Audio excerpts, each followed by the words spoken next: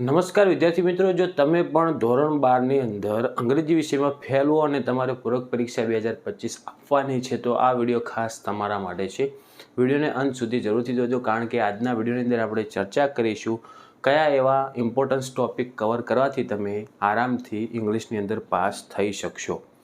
સંપૂર્ણ મહેનત કરવાની રહેશે. હું જે તમને કહું છું એ તમે તૈયાર કરશો તો 100% તમે પાસ થઈ જશો. ઓકે મિત્રો, તો પ્લીઝ વિડીયોને અંત સુધી જરૂરથી જોજો. તમારા જે બીજા મિત્રો જે ફેલ છે એમને પણ આ વિડીયોને જલ્દીથી જલ્દી શેર કરો, કારણ કે હવે સમય બિલકુલ થોડો છે તો એમને પણ ફાયદો થાય. અને આવા ઉપયોગી વિડીયો માટે આપણી ચેનલને સબસ્ક્રાઈબ કરી દેજો. ઓકે મિત્રો, તો જો મિત્રો પહેલાં આપણે શીખીશું કે એવા તમારે જે પાસ થવા માટે કઈ એવી બેસ્ટ ટ્રીક તમે વાપરશો તો તમે આરામથી પાસ થઈ શકશો. જો મિત્રો ટેન્સ પહેલાં તમારે તૈયાર કરવાનું રહેશે. હવે ટેન્સ મતલબ થાય કાળ. તો તમને એમ કે સર કાળ તો પૂછાતા નથી, પણ યાદ રાખજો તમે જે પેરેગ્રાફની અંદરથી તમારે જે પ્રશ્ન લગભગ 27 કે 28 ગુણના પ્રશ્નો આવે છે, જે તમારે ફકરાની અંદરથી જ એના જવાબ શોધવાના છે. તો એના માટે તમારે પોઈન્ટથી પોઈન્ટવાળો જવાબ લખવાનો નથી. તમે શું કરો, એવો ને એવો શબ્દ પકડી ફકરાની અંદરથી મેચ કરી અને પોઈન્ટથી માંડીને છેક પોઈન્ટ સુધી તમે એને લખી નાખો છો, તો આનો ગુણ મળે નહીં. તમને જે પ્રશ્ન પૂછ્યો છે એને સમજી અને એને કઈ રીતના ટેન્સ પ્રમાણે લખવો, એના માટે તમારે ટેન્સ તમને એટલે કે કાળ તમને આવડવા જોઈએ. ઓકે, ટોટલ 6 કાળ તમારે સારા તૈયાર કરી નાખવાના.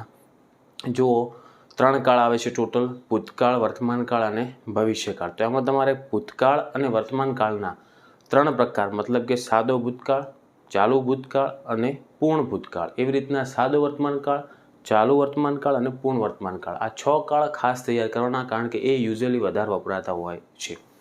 તો એ તમને ફકરાની અંદર પરફેક્ટ એનો જવાબ લખવામાં મદદ થશે.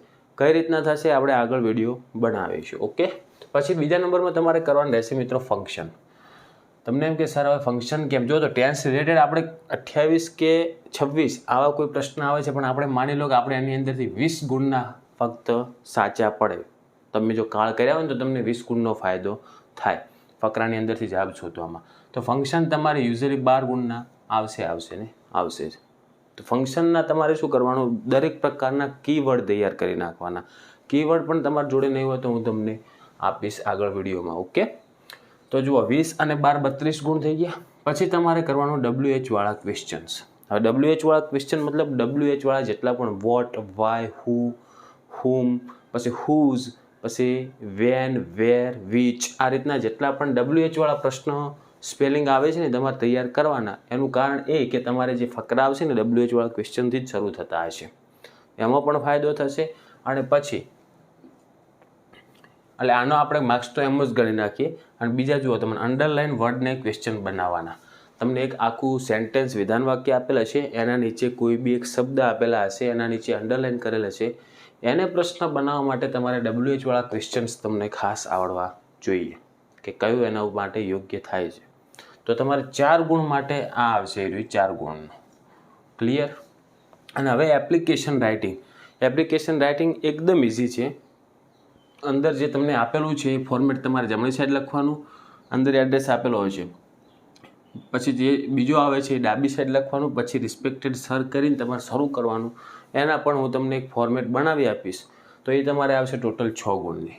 અને ઈમેલ રાઇટિંગ તો તમે ફક્ત સાચા એડ્રેસ લખશો ઉપર અને નીચે તો 1-2 ગુણ તો તમને મળી જશે, પણ આપણે એની અંદર ગણવા નથી. હવે આપણે આ જે ટોટલ મેં તમને ટોપિક કીધા એના કેટલા માર્ક્સ થાય વિચારો.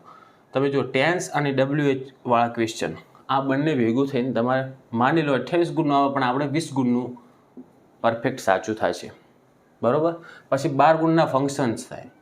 ફંક્શનના બધા જ કીવર્ડ કરવાના એટલે માર્ક્સ કપાય નહીં. પછી એપ્લિકેશન તમારે 6 ગુણની આવશે અને 4 ગુણના આવશે આપણે અંડરલાઇન ક્વેશ્ચન. હવે ટોટલ કરો તો 6 અને 4 10, 10 અને 12 22, 22 ને 20 કેટલા થયા? 42 ગુણ. હજી આમાંથી જો માર્ક્સ કપાય ને તો તમારે 33 ગુણ તો આવી જ જાય. તો તમને પાસ થવું ખૂબ સહેલું પડશે. તો તમારે યાદ રાખવાનું કે પહેલાં તો બધા જ કાળ તૈયાર કરી નાખો. કાળ માટેની શોર્ટ ટ્રીક પણ આપણી જોડે છે. હવે આ વિડીયોને કેવો રિસ્પોન્સ મળે છે એના આધારે હું બીજો વિડીયો ઇંગ્લિશના રિલેટેડ બનાવીશ. ઓકે, પછી ફંક્શનના કીવર્ડ પણ હું તમને આપીશ, કયા ફંક્શનના કીવર્ડ કરવાના. પછી WH વાળા ક્વેશ્ચન્સ કયા કયા કરવાના એ પણ તમને સમજાવીશ. એમનો ઉપયોગ કઈ રીતનો કરવો એ પણ સમજાવીશ. એપ્લિકેશનની ફોર્મેટ પણ તમને બનાવી આપીશ અને અંડરલાઇન વર્ડને ક્વેશ્ચન કઈ રીતના બનાવવું એ પણ હું તમને શીખવીશ. પણ તમે આ વિડીયોને વધારેમાં વધારે શેર કરશો અને સારા વ્યૂઝ આવશે તો જ. ઓકે, કારણ કે મહેનત લાગે છે વિડીયો બનાવવા માટે અને એનો કોઈ રિસ્પોન્સ ના હોય તો આપણે એવી મહેનત કરવાનો કોઈ જરૂર નથી. કોઈ બીજા વિષય ઉપર ચર્ચા કરીશું. ચલો મિત્રો, તો તમારે આ ટૉપિક ખાસ તૈયાર કરી નાખવાના 5. આ 5 ટૉપિક તમે કરશો તમે આરામથી ધોરણ 12ની અંદર પાસ થઈ શકશો. ઓકે, તો મિત્રો આજના વિડીયો માટે આપણે આટલું જ રાખીશું. આશા રાખું છું કે વિડીયો તમને ઉપયોગી બન્યો છે. તો વિડીયોને લાઇક કરી દો. આવા ઉપયોગી વિડીયો માટે આપણી ચેનલને સબસ્ક્રાઈબ કરો અને જેટલા પણ તમારા મિત્રો જે ફેલ છે ઇંગ્લિશની અંદર, મોસ્ટ ઓફ વધારે ધોરણ 12ની અંદર ફેલ હોય છે, દરેક વિદ્યાર્થીઓને આ વિડીયો શેર કરજો, કારણ કે જો એ પાસ થઈ જાય તો એમને પણ ફાયદો થાય.